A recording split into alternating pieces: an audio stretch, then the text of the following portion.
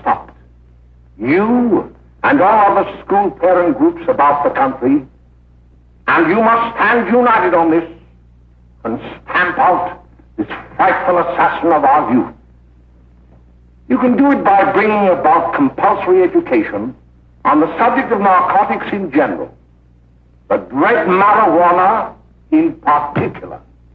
That is the purpose of this meeting, ladies and gentlemen, to lay the foundation for a nationwide campaign by you to demand by law such compulsory education. Because it is only through enlightenment that this scourge can be wiped out. Out of the traffic in these drugs, a lawlessness that we can scarcely estimate has grown and is now flourishing. It exists in almost every city and hamlet in the country. It might be interesting and important for you to know some of the methods used in bringing these drugs into the country, and the work of the forces of law and order, which are daily combating the traffic, always at the risk of life by their agents. This ceaseless fight against the drug traffic is directed by the Department of Narcotics, Washington.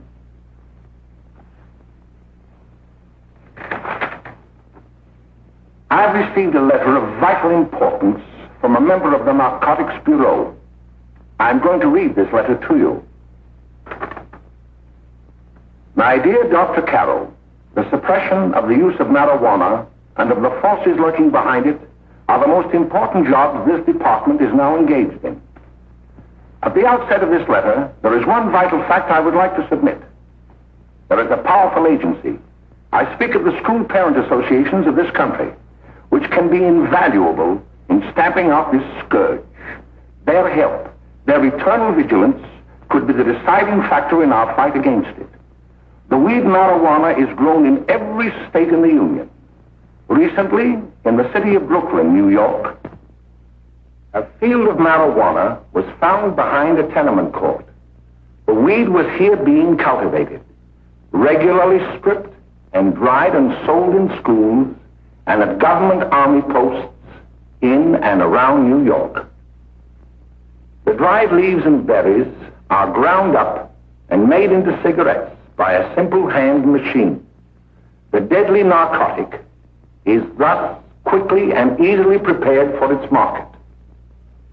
The sale of marijuana is even more difficult to detect and halt than the traffic in drugs such as opium, morphine, and heroin.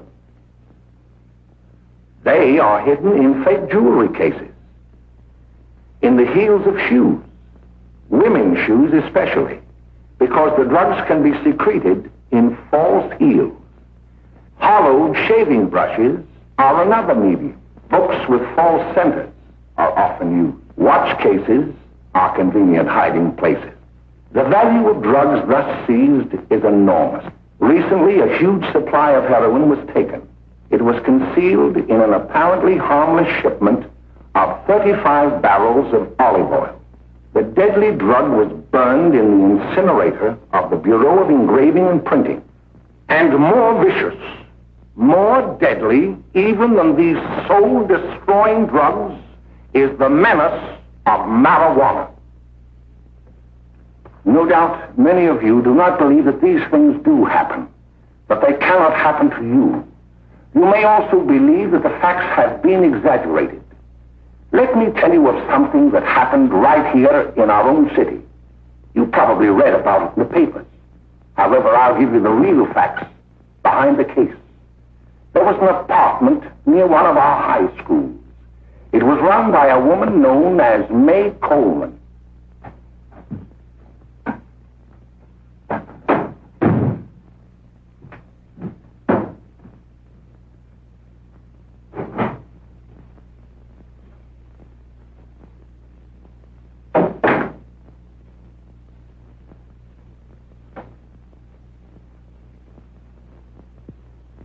Hey, come on, May, get up. What time is it? Time to get up and give this place a going over. Looks like the Marines had landed. Oh, that bunch last night was high enough to take over the Marines and the Navy. You better get on the job. Some of the kids may be up this afternoon. Oh, Jack, we can get along without dragging those young kids up here. Oh, why don't you button up your lip? You're always squawking about something. You got more static than the radio.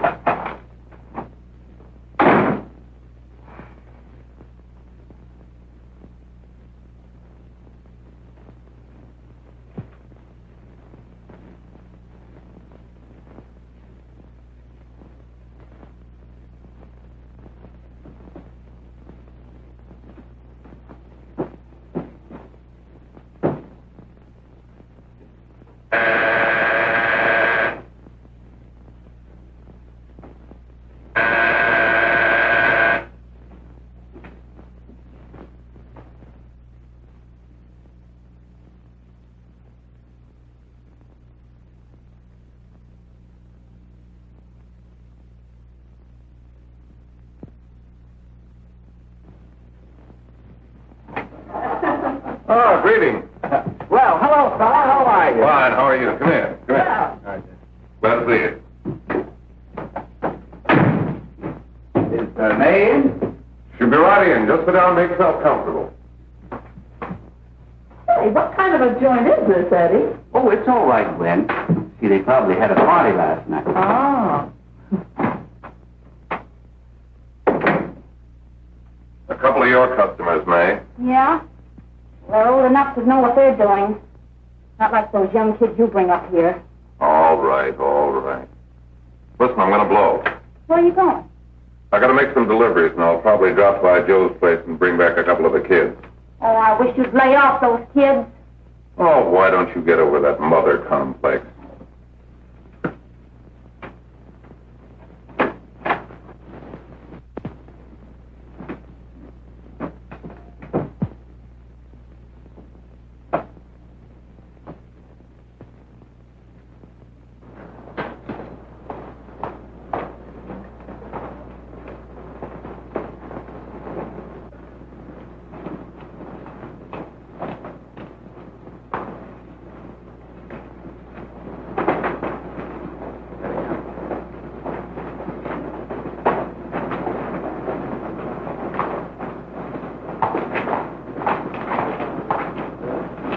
Oh, by the way, Ralph, I'm sort of getting a little party Saturday afternoon over at my grandmother's.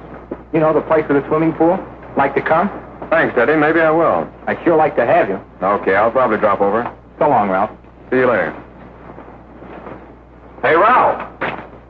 Hi, kid. Fine, Jack, and you? Oh, great. Where you heading? Oh. Hey, how do you like that?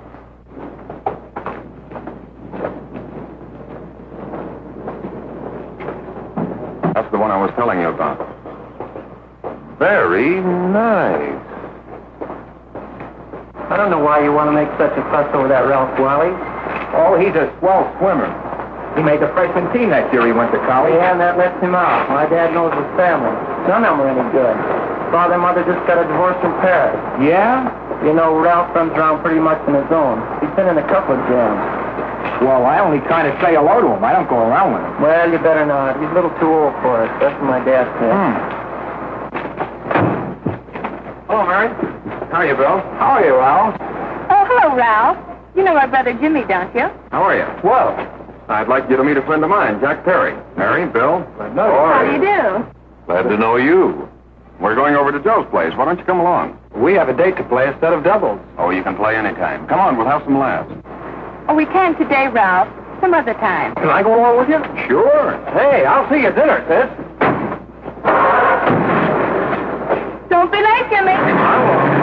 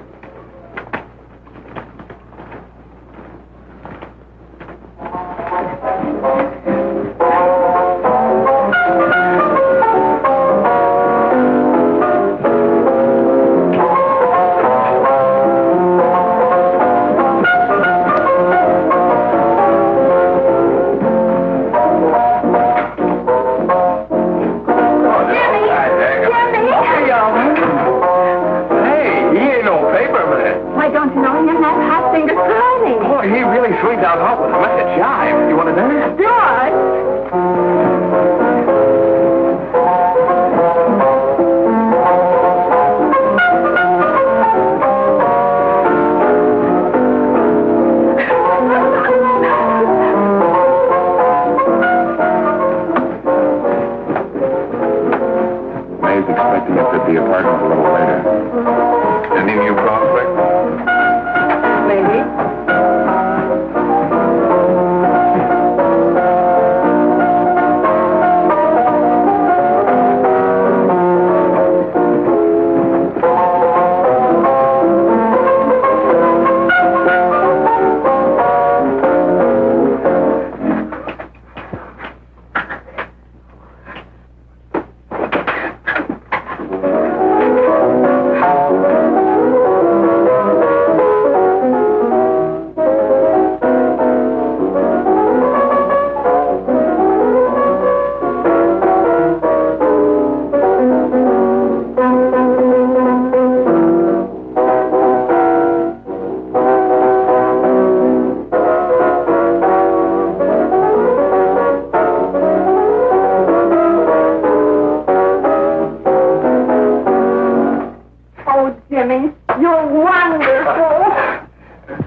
You just finding that out?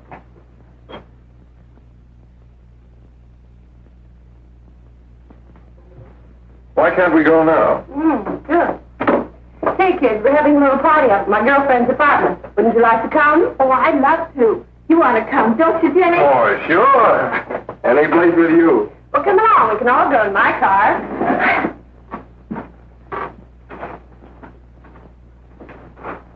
See you later, Joe. Tom.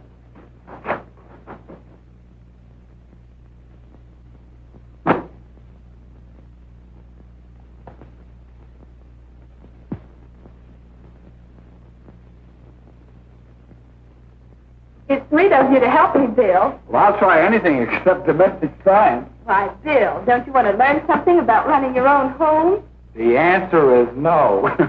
You know, after that session we had yesterday, I went home and told Mother that the trouble with her pot roast gravy was she hadn't added 3 heaping teaspoonfuls of olive oil.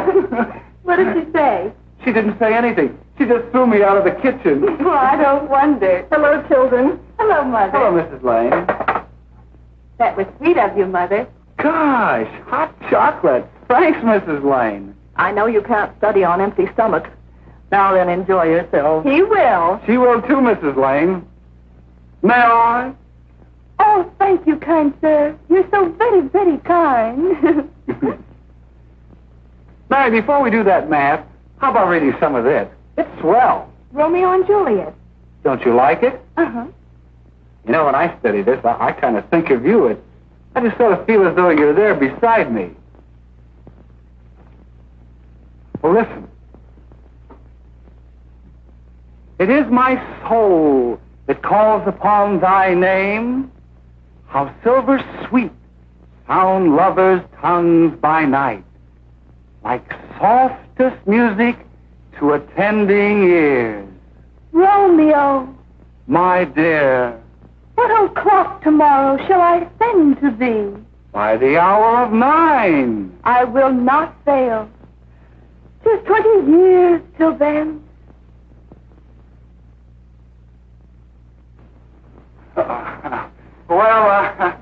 I'll see you tonight, Mary. Bye, Mrs. Lane. Goodbye. Goodbye, Bill. So long. Gotcha. Oh!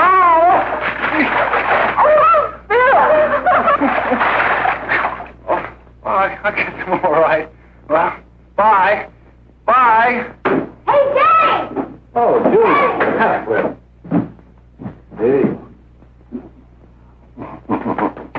Hey, Dad, you got anything for me? Well, there should be. Don't bother your father every night. Have you? There you are. What made you so late, Bill? I was getting worried. Well, I had to study, Ma. He was not. I saw him out walking with his girl. Bill's got a girl. Got a girl. Ma, make him cut it out. Junior, Well, Bill has got a girl. quiet. And put that candy away till after dinner. Henry, you shouldn't have given it to him. Well, he has got a girlfriend and her name is Mary. Yeah, I'll shut you up. Bill, Junior, put that carriage on. Junior! Oh, that's a beloved out there, all right there, young. Mary's little Ann. Mary's little Ann. I didn't mean to Bill honest, I didn't. Oh, well, what I'm burned up about is it just didn't say Bill had a swell girl. Gee, it must be love. She'd have to be swell for you to like her. Uh-huh. Sounds like you want something. Come on, what is it? Well, it's my model airplane. It won't work. Gosh, Bill, you could fix it. You can fix anything. Okay, I'll fix it. Dad, read me 26, will you? Yeah, here we go.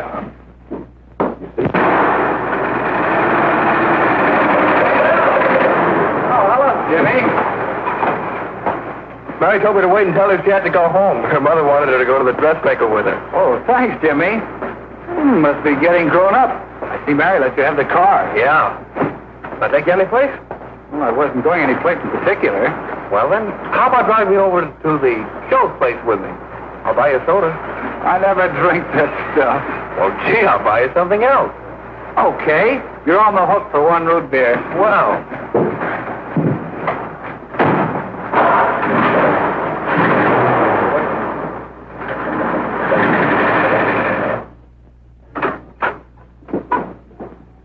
Hi, Bill. Hi, Jimmy. Hey, Jimmy. Hello, Jimmy. Hello, Bill. Come on, slide in. Hello, Blanche. Hello, Ralph. How are you? Hello, Ralph. How have you been, Ralph? Hello, John. 2 sodas. No, I need 1 soda and 1 root beer. How's May? Oh, she's fine. We're going up to her apartment a little later. Couldn't Bill come along? Mm-hmm. Well, don't Come on along. Bill, you'll get a kick out of it. Thanks just the same. Oh, come on, Bill. Mary won't be jealous. Why, sure. None of the kids will be there. It's Keen. Well, I don't know. I really shouldn't. Well, okay.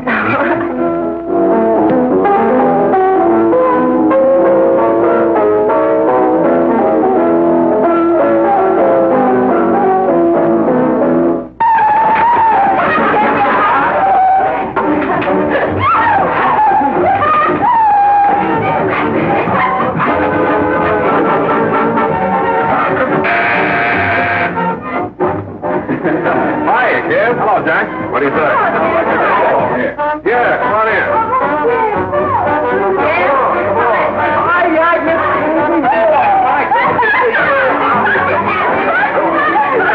Come on, Bill. Don't stand there.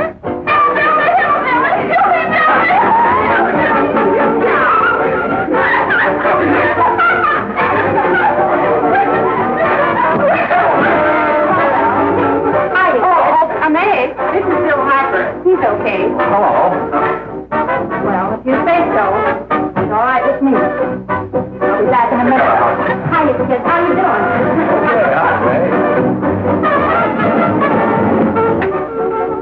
There's a new one in today. Yeah, Bill Harper. He's all right. Blanche has got herself quite a yen for her. Not bad. I didn't think she had that much taste. She knows what she's doing. She's got Ralph nuts about her, and now she's got her hooked up for this new kid. Say, we haven't many more smokes. You better run over and get some. Why couldn't you find that out when I was here this morning? Now I've got my car in the shop. Well, what of it? That kid out there, Jimmy, he's got a car. He'll take you. Come on, get going. Hurry up.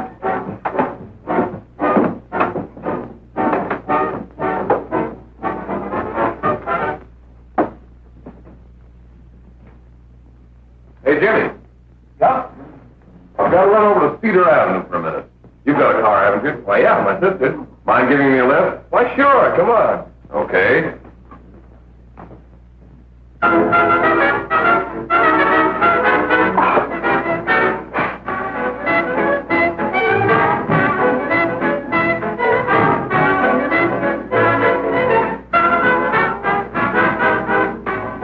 No, thank you. Well, here we are. All same. Oh, May, don't forget me. I never forget you. Oh, dear. If you want a good smoke, try one of these.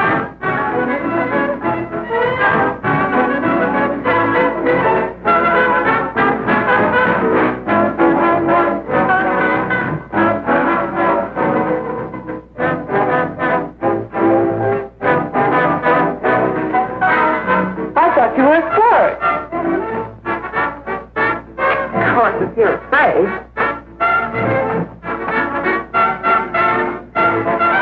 That's better. That's more like it.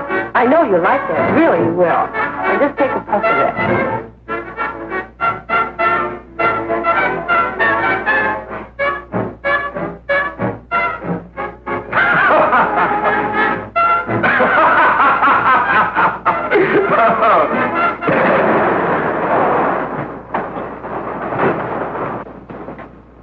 Just be a minute, kid. Hey, Jack, give me a cigarette before you go, will you?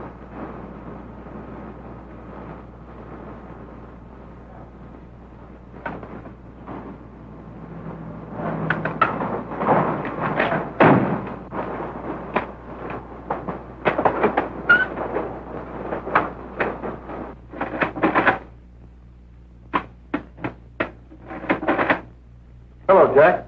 Hi, boss. How's business? Getting better every day. Those kids sure go for it. Well, Had to run over for a couple more cartons. Ran short today. all right. Johnny, that's 10 gross for Jack Perry. Who? Pete Daly. All right, send him in. It's all right, stay where you are.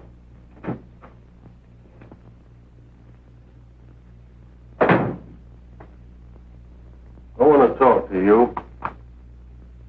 All right, go ahead. Jack's okay. What's the beef? Listen, you never heard no beef when I had to sell that rotten gin. You're after the dough, aren't you? Yeah, but I don't need dough that bad. Taking two-bit pieces from kids. There are millions of two-bit pieces just begging to be taken. Don't be a dope. I'm just dope enough to draw the line selling hop to kids. All right, Pete. You know what my policy has always been. If the boys are not satisfied, I'm always glad to have them retire. Retire permanently. So long.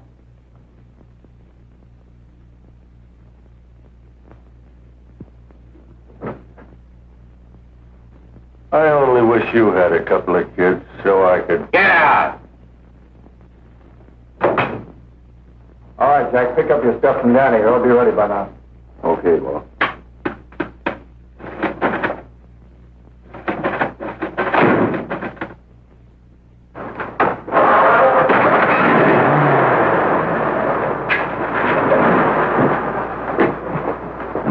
Let's go, Jack. I'm red hot.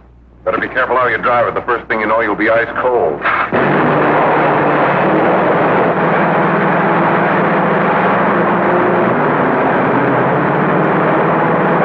Take it easy, kid. Slow down. You'll kill somebody.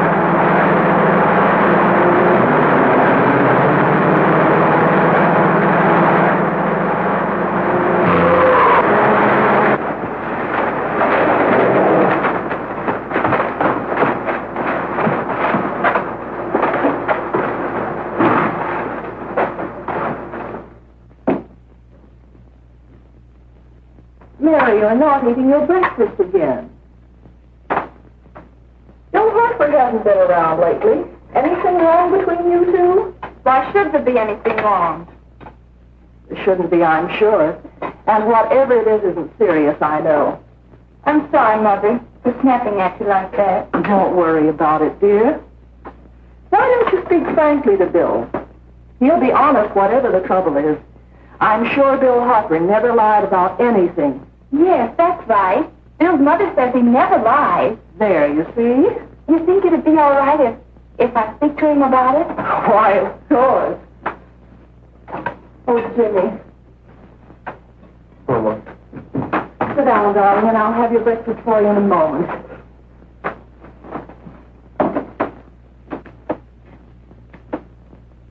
Jimmy, What have I got to worry about?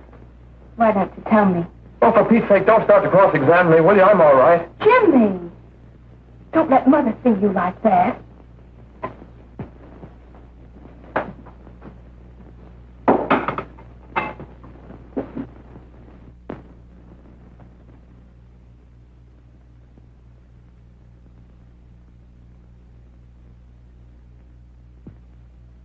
There is no doubt that there is an organized gang distributing the narcotic to students, not only in my school, but all over the city. You government men have got to find some way to put an end to it. Of course, I agree with you, Dr. Carroll. But do you realize that marijuana is not like other forms of dope? You see, it grows wild in almost every state in the Union. Therefore, there is practically no interstate commerce in the drug. As a result, the government's hands are tied. And frankly, the only sure cure is a widespread campaign in education. Oh, it's all right to talk about education, Mr. Wyatt. But we educators can't do anything until the public is sufficiently aroused. Let me show you something.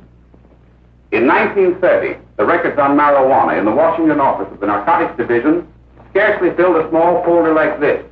Today, they fill cabinets.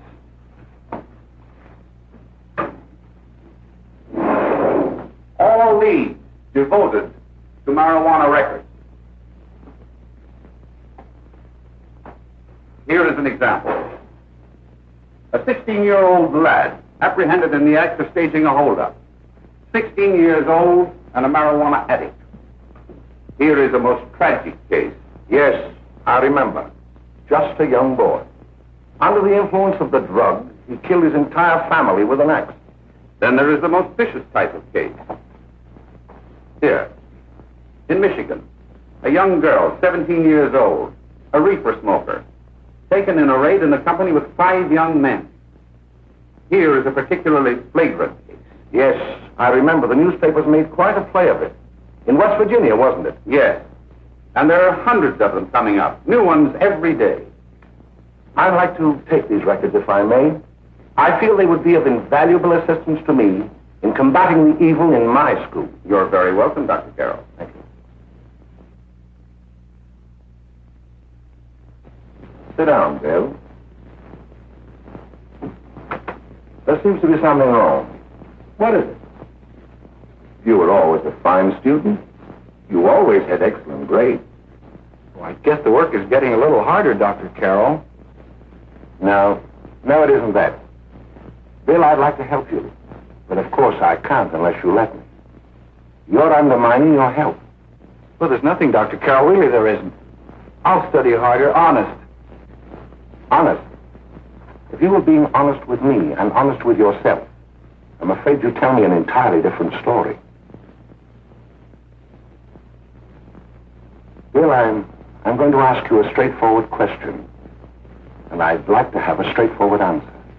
Yes, sir. Isn't it true that you have, perhaps unwillingly, acquired a certain harmful habit through association with certain undesirable people?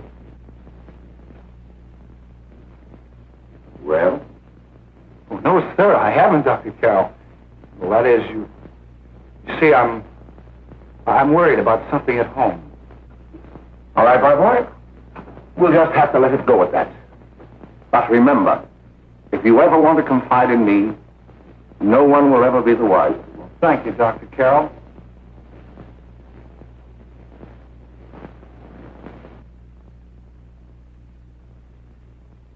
Hello, Mary. You want to play a set? Thanks, Teddy, but I'm waiting for someone. Well, if you're waiting for Bill, he hasn't been here for weeks. Come on, Jimmy! Play something hard!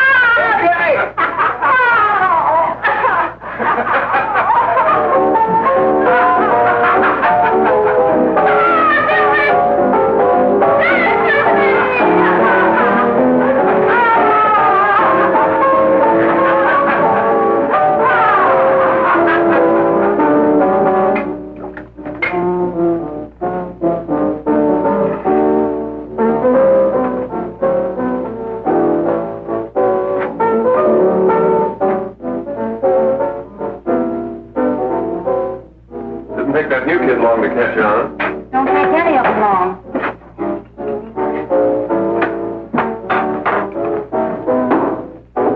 Hey, don't you ever get fed? You're feeding me, can't you see?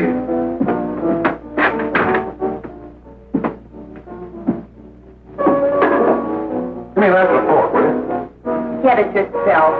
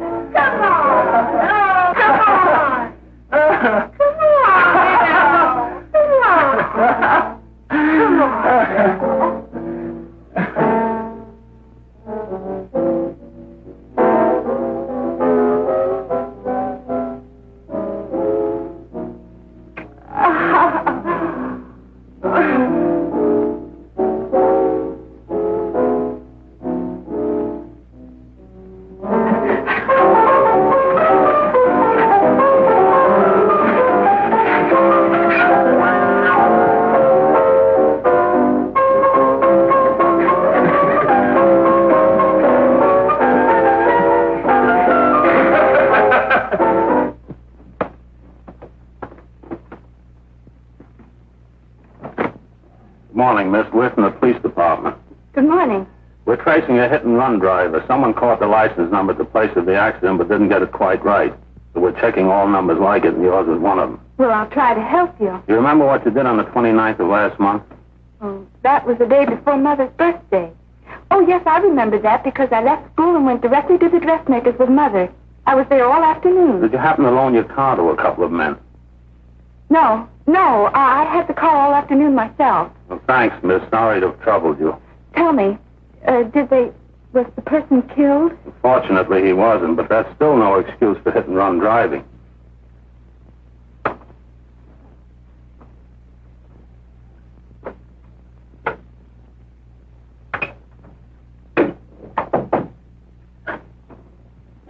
Has Jimmy Lane been here today? He was in. He went over to May's place. You know where that is. Well, he was going to wait for me here, so he didn't give me May's address. Are you sure Jimmy didn't leave any message for me? Mary? No, he didn't. But I guess you're okay. I'll write it down for you.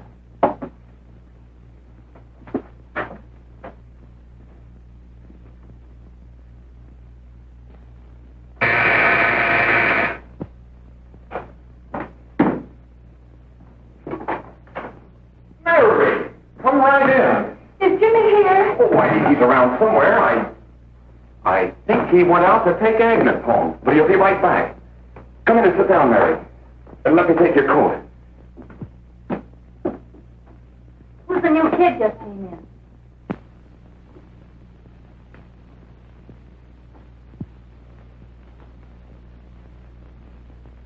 Oh, it's that gal that Ralph's gone overboard for. Funny, we've never been able to get her up here before.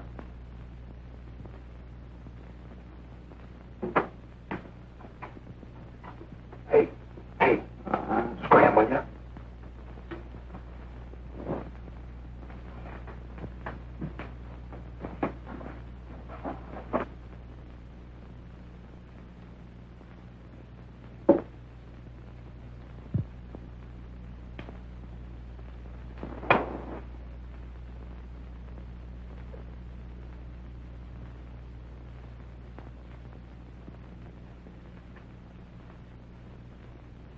Smoke, Mary? Thanks. Are you sure Jimmy will be back soon? Sure, any minute.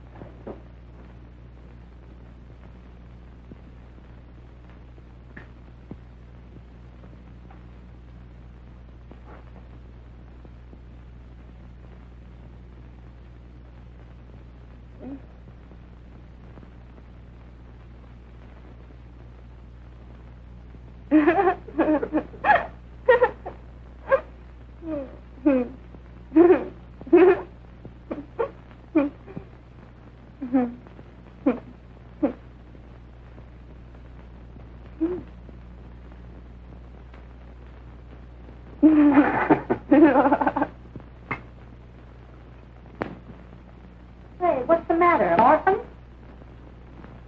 Where do you put it? You got a hollow leg? Thank you.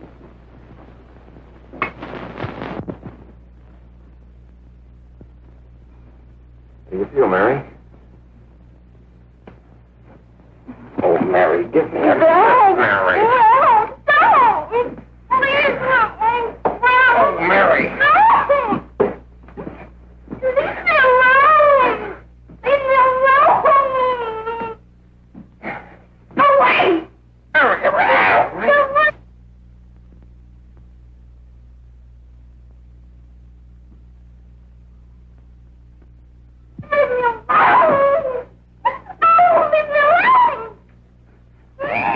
Everything's all...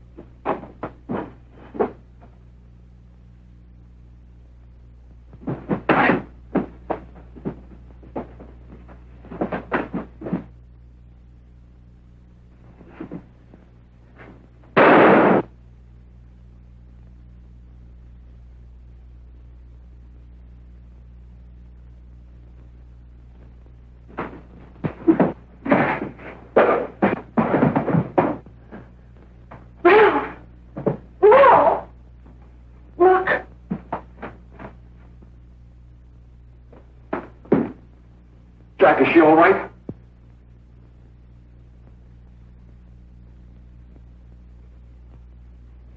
She's dead. May, get me some water. Now listen, you two. I want you to get out of here. Get out of here and forget you're ever in here today. I'll handle this. Now get going.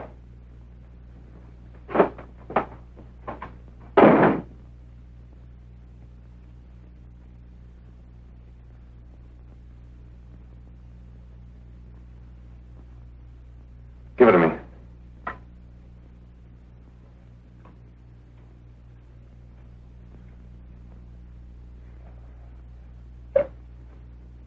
Here.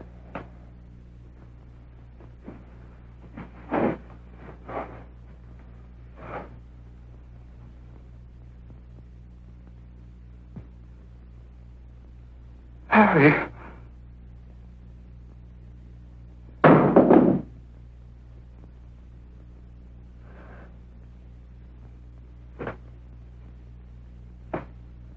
Mary. Mary. What happened? You killed her.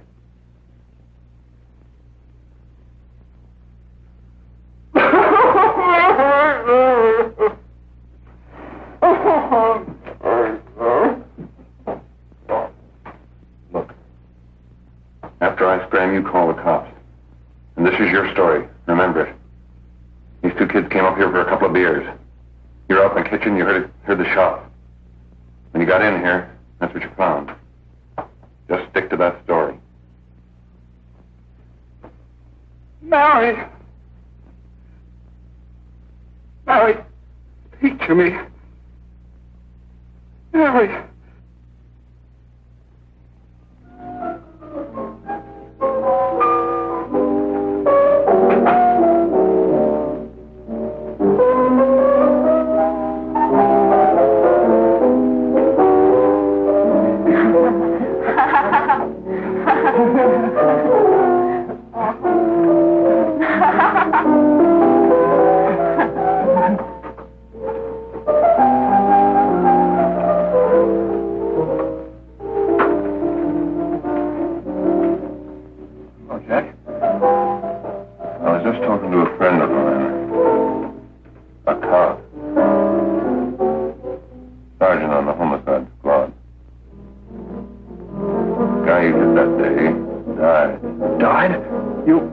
You didn't? No. I didn't crack. I'm not going to. Nobody will ever know you were driving that car. Well, thanks, Jack. Just as long as you keep your mouth shut that you were ever up in May's apartment. Why, sure, Jack, sure. Okay.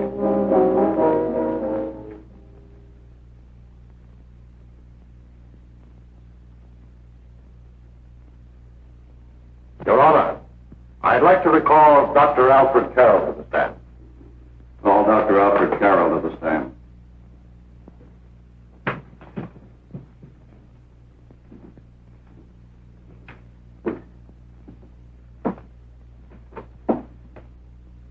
Dr. Carroll, as principal of the Lakeside High School, did you, during the last 3 months, notice any changes in the demeanor and attitude of your student, William Hopper?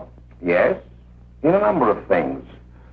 For example, at times disassociation of ideas. In another instance, I happened to attend the recent interscholastic tennis matches. And while Bill Harper had been considered an exceedingly good player, I saw him miss the ball by as much as 3 or 4 feet. This, I understand, could be attributed to the use of marijuana. It causes errors in time and space. Objection, Your Honor. The witness isn't qualified to express opinions upon the effect of narcotics. Sustained. Dr. Carroll has been called merely as a character witness. Well, then, although you didn't know to your own knowledge that the defendant was using marijuana, did you notice any changes that would lead you to believe, as an educator, that he was under some severe mental strain, which might possibly have been induced by some drug? Yes, I recall distinctly a few weeks ago. It was during a class of English literature. There was a serious discussion of Shakespeare's Romeo and Juliet when he suddenly burst into an uncontrollable fit of hysterical laughter. Oh, by the way, Dr. Carroll, 6 months ago, what would have been your opinion regarding the character of my client? He was a fine, upstanding American boy, a good scholar, a good athlete, and representative of the caliber of young men we are proud to graduate from our school.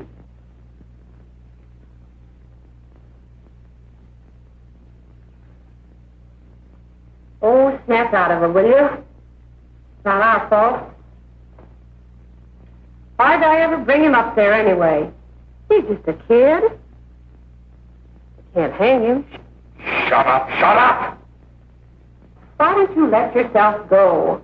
Talk. Go off your nuts and have me that way, too. It was his own fault, wasn't it? Shut up! They've got us hidden out, haven't they? The cops can't find us. Jack, I want to get out of this place. You're going to stay here as long as we have to keep those two out there undercover. Until the trial's over. The boss gets a better idea. But they're getting on my nerves. It can't last much longer. Not worried about her. We got to keep him gagged. He's about ready to crack. What you got to do is keep him from having too many reefers. Any day now, that punk will get hot. He'll probably spill and tell all he knows if he gets the chance.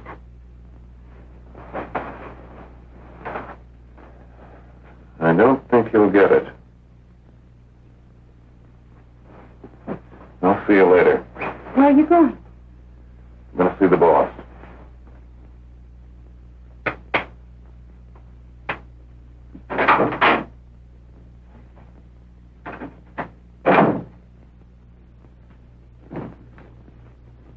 Hello, Jack. Hello, boss.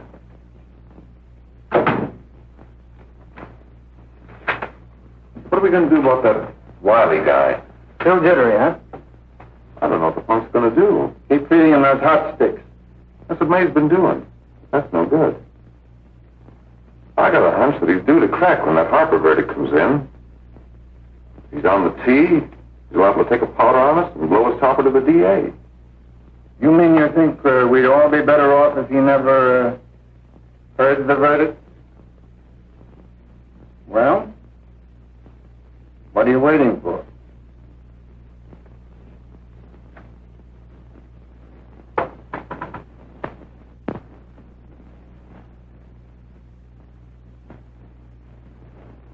You, ladies and gentlemen of the jury, have a duty to perform.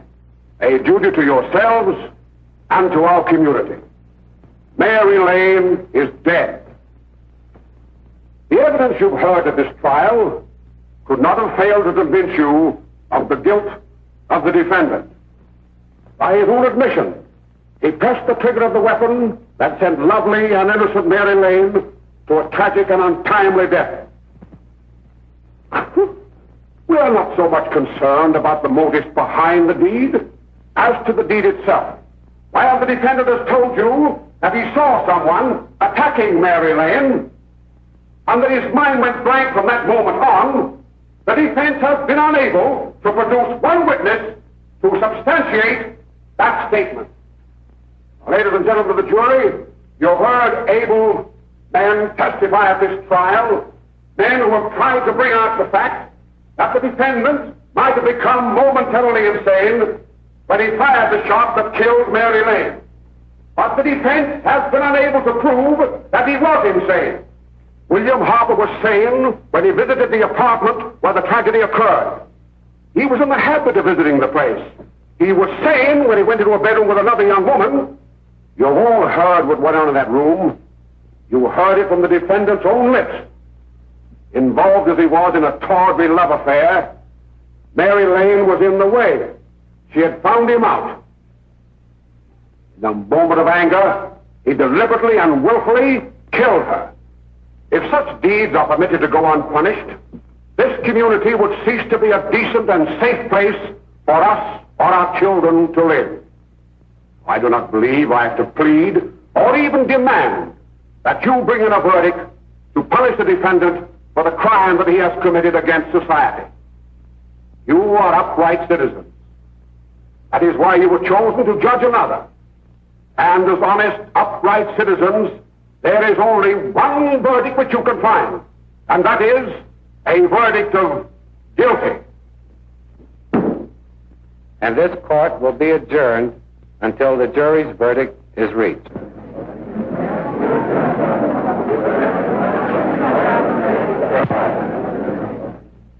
I suppose you all feel the same about this case.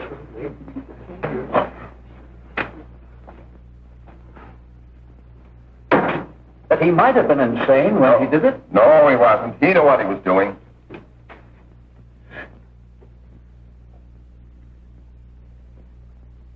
But supposing he was insane? You can never make me believe it, nor anybody else. We'll take a first vote.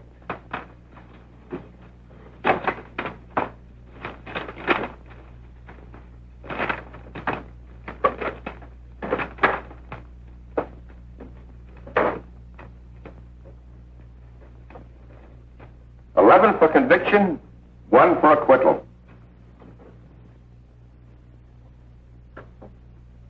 But there's a reasonable doubt about the boy's sanity.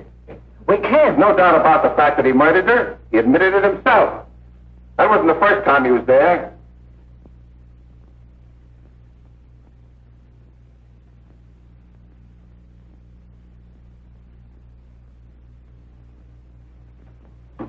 We gotta make an example before boys like that contaminate all of our children.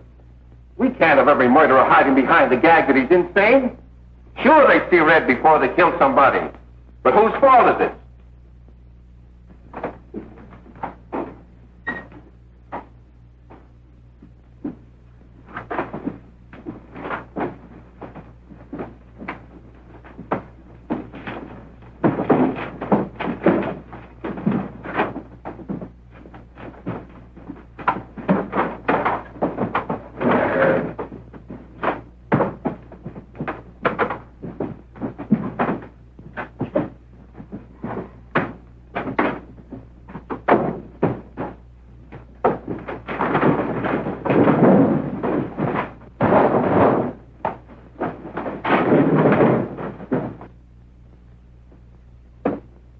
Have you reached a verdict?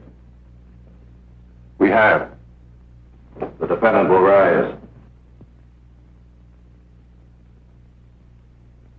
What is your verdict? You find the defendant guilty, as charged.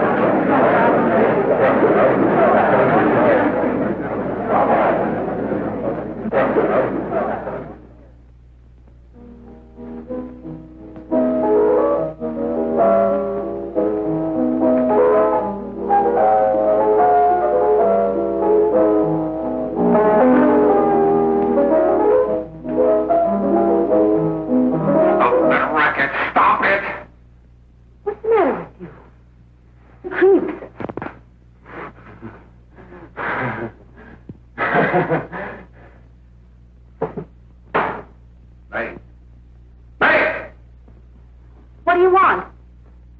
Bring me some reefers.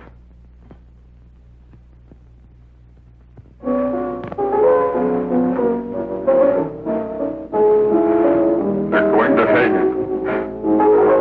Blanche, they're going to hang him.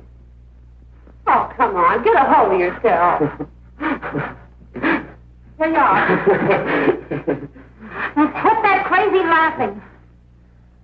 Where's Jack? I want to get out of here. They'll pick you up and hang you if you don't pipe down. I want to see Jack. Jack. I want to see Jack. Jack. You better quiet him. I can't do anything with him.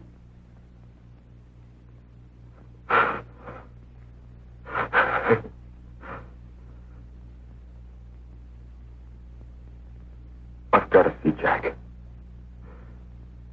We can't let that kid hang.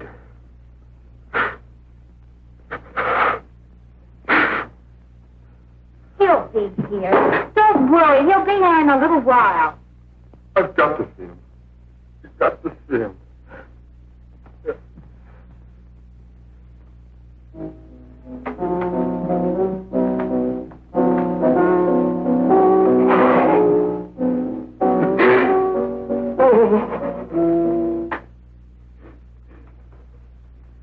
Come on, darling. Everything will be over soon. You want me to play something for you? Yeah, that's it. Play something. All right. Come on.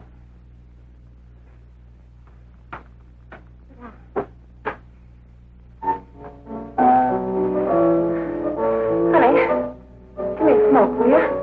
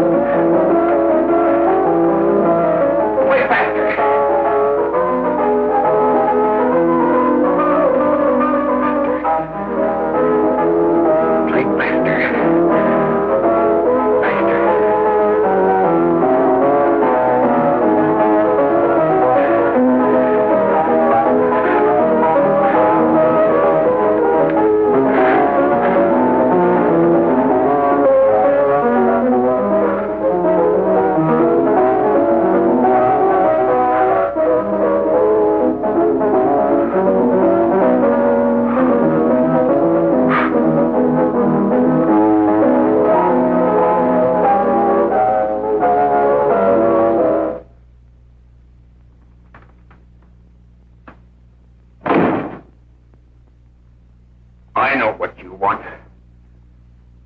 You want to kill me. You're crazy.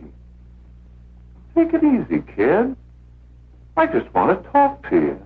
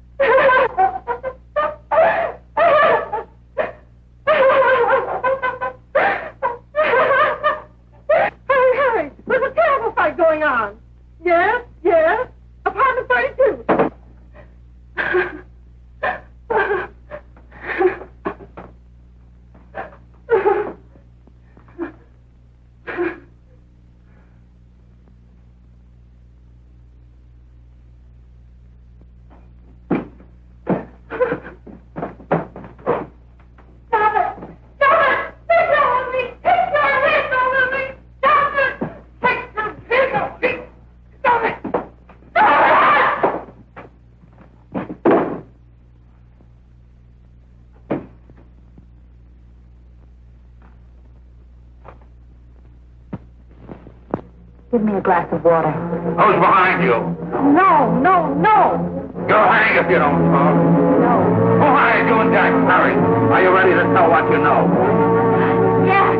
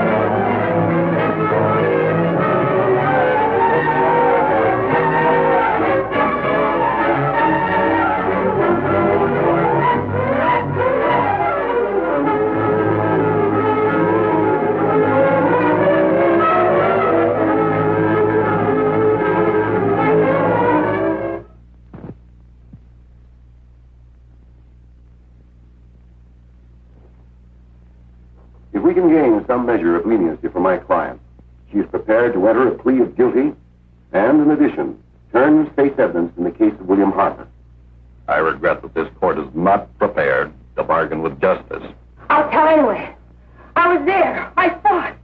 I know who killed Mary. And I'll tell you who killed Mary Lane. It wasn't Bill. It was Jack. Jack Perry. He shot Mary, and then he put the gun in Bill's hand. We were all at the apartment one afternoon, and Mary came in looking for her brother. Bill and I, we'd been in another room. And Bill came in, he caught Ralph with Mary, and they started to fight. But it was Jack who had the gun. He was going to hit Bill over the head with it to make him stop. And then the gun went off. I saw it. I can see it now. It was horrible. And before he knew it, Mary was dead. But you see, Judge, Bill didn't know he hadn't killed Mary. He was so doped up, they made him think he had. Ralph wanted to tell you, too. Oh, if they'd only let him. But this is the truth, Judge. I'm telling you the truth. After Jack saw the where he was dead, he put the gun in Bill's hand. It was Jack's fault. And it was my fault, too. I got all of them to come up to the apartment. I'm just as much to blame. I am. Do I understand you wish to plead guilty to a charge of fostering moral delinquency in the case of William Harper? Yes, I'm guilty. I am. Prepare a statement for signature, and also an order setting aside the jury's verdict in the case of the people versus William Harper. In the interests of justice, I shall direct a verdict of not guilty.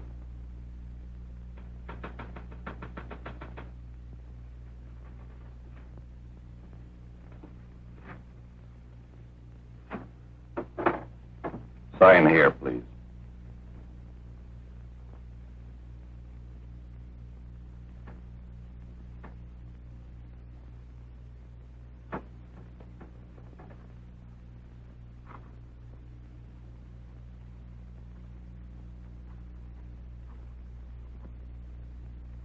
You shall be brought into court on Thursday, the 17th, when sentence will be pronounced. Meanwhile, you will be held as a material witness in the case of the people versus Ralph Wiley.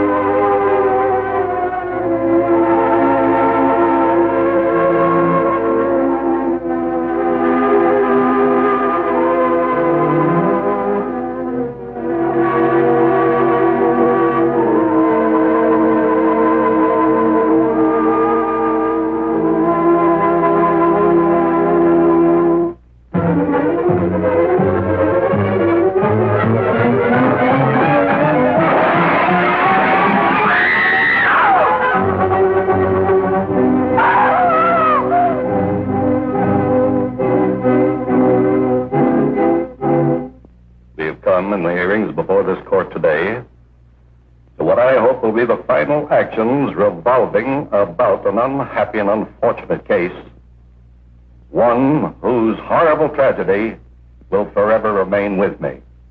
I am happy to have been enabled, before it was too late, to order the verdict of the jury in the case of the people versus William Harper to be set aside. But, young man, although this court is convinced that to declare you guilty would have been a gross miscarriage of justice, we cannot condone your acts.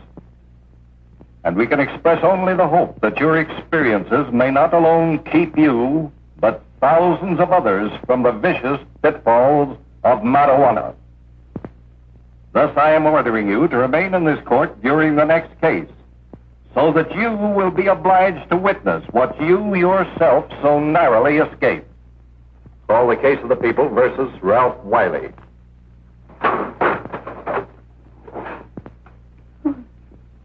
Bill. Bill.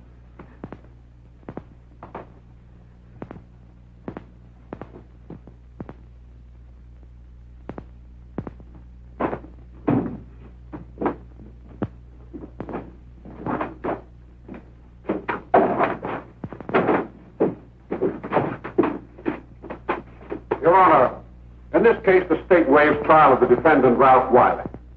It is convinced that he is hopelessly and incurably insane, a condition caused by the drug marijuana to which he was addicted. It is recommended, Your Honor, that the defendant be placed in an institution for the criminally insane for the rest of his natural life. Defendant counsel joins the state in this request. Since counsel for the defense, as well as counsel for the state, seem to agree on this, I see no reason why the request should not be granted. Yes, that happened right here, to your neighbors. It is not too much to say that in your hands lies the possibility of averting other tragedies like it. We must work untiringly so that our children are obliged to learn the truth, because it is only through knowledge that we can safely protect them.